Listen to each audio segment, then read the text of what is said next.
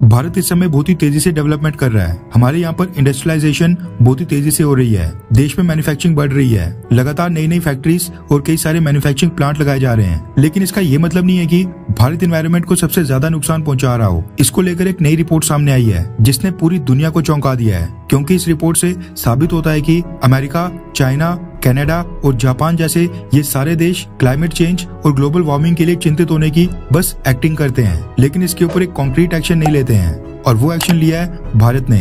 2-3 दिन पहले मैंने आपको बताया था कि जो इस समय इजिप्ट में COP27 समिट चल रहा है, वहाँ पर मांग उठ रही है कि कार्बन एमिशंस करने के लिए भारत के ऊपर भी पेनल्टी लगाई जाए और भारत को भी कई सारे मिलियन और बिलियन डॉलर्स फंड देने के लिए बाध्य किया जाए। हमने आपको उस रिपोर्ट में बताया था कि कोई देश कितना कार्बन एमिशंस करता है, यानी सिर्फ और सिर्फ टोटल कार्बन एमिशंस के आधार पर किसी भी देश को दोषी करार दे देना ये बिल्कुल गलत अप्रोच है। कार्बन एमिशंस के मामले में भारत चाइना और अमेरिका के बाद तीसरे नंबर के ऊपर आता है। लेकिन हमें यह देखना जरूरी है कि पर कैपिटा कार्बन एमिशंस की रैंकिंग में भारत पूरी दुनिया में 110 नंबर के ऊपर आता है। अब इस तरह की एक और रैंकिंग सामने आ गई है, जिससे पता चलता है कि इतना बड़ा और दूसरी सबसे बड़ी आबादी वाला देश होते हुए भी भारत क्लाइमेट चेंज और ग्लोबल वार्मिंग को लेकर कितना अच्छा परफॉर्म कर रहा है और भारतीय सरकार लगातार एक्शंस ले रही है। रेफरेंस के लिए आपके स्क्रीन के ऊपर द इकोनॉमिक टाइम्स के आर्टिकल का स्क्रीनशॉट है, जिसके मुताबिक the annual climate change performance index 2023 में भारत ने 8th पोजीशन हासिल की है। टेक्निकली ये 5th पोजीशन है,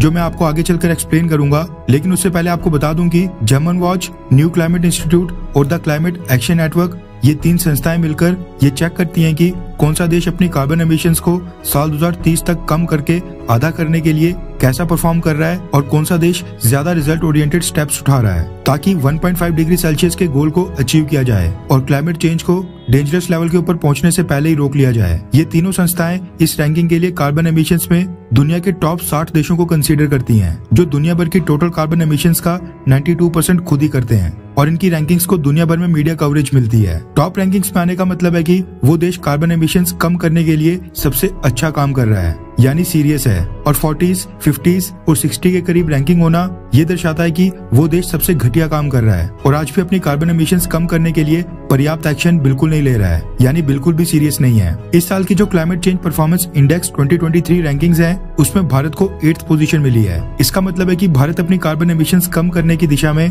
बड़े बड़े देशों में सबसे तेजी से बढ़ रहा है। भारत के ऊपर मात्र 4 देश हैं, डेनमार्क, स्वीडन, चिले और मोरक्को। रिपोर्ट में कहा गया है कि कोई भी देश कार्बन एमिशंस कम करने के लिए अभी भी एक्स्ट्राऑर्डिनरी काम बिल्कुल नहीं कर रहा है, इसलिए 1st, 2nd और 3rd पोजीशन इस रैंकिंग में खाली रखी गई है। इस हिसाब से देखा जाए तो भारत भी 3 स्टेप ऊपर यानी 5th पोजीशन के ऊपर आता है। भारत की पोजीशन तो चलो आपको पता चल गई, हम इस लिस्ट के हिसाब से 8th रैंकिंग के ऊपर हैं। लेकिन कुछ मुख्य देशों की रैंकिंग जानकर आपको बेहद हैरानी होने वाली है, क्योंकि ये देश क्लाइमेट चेंज को लेकर जितना बड़ा ड्रामा करते हैं, अंतर्राष्ट्रीय मंचों के ऊपर जितना चीख चिल्लाहट करते हैं, उनकी रैंकिंग उतनी ही लो है। हम इस रैंकिंग में केवल मुख्य देशों की बात करेंगे। इंडिया के बाद 11th पोजीशन के ऊपर यूनाइटेड किंगडम यानी कि ब्रिटेन है। 16th पोजीशन के ऊपर है जर्मनी। फ्रांस है 28th नंबर के ऊपर, जबकि टर्की 47th पोजीशन के ऊपर है। आपको हैरानी होगी ये जानकर कि जापान 50th पोजीशन के ऊपर है और हमारा पड़ोसी देश चाइना, जो सबसे ज्यादा कार्बन एमिशंस करता है, वो इस रैंकिंग में 52 नंबर के ऊपर है। चाइना के ठीक पीछे 53 नंबर के ऊपर है यूनाइटेड स्टेट्स ऑफ अमेरिका।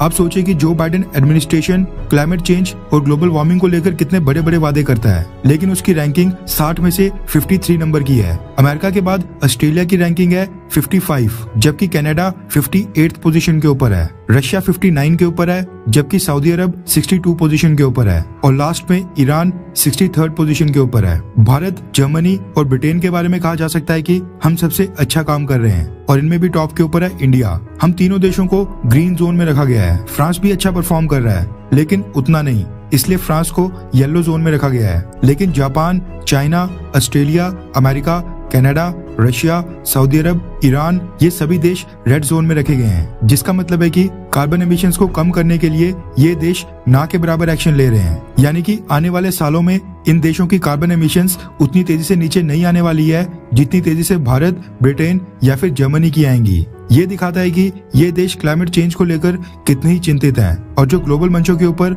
ये क्लाइमेट चेंज के लिए चिंतित दिखाई देते हैं, वकालत करते हैं, वो बस एक दिखावा और ड्रामेबाजी है। असली काम भारत कर रहा है, वो भी 140 करोड़ की आबादी होते हुए हमने इतना अच्छा परफॉर्म किया है। हम जितना हो सके उतना कम एनवायरनमेंट को नुकसान पहुंचाते हुए डेवलपमेंट का काम कर रहे हैं।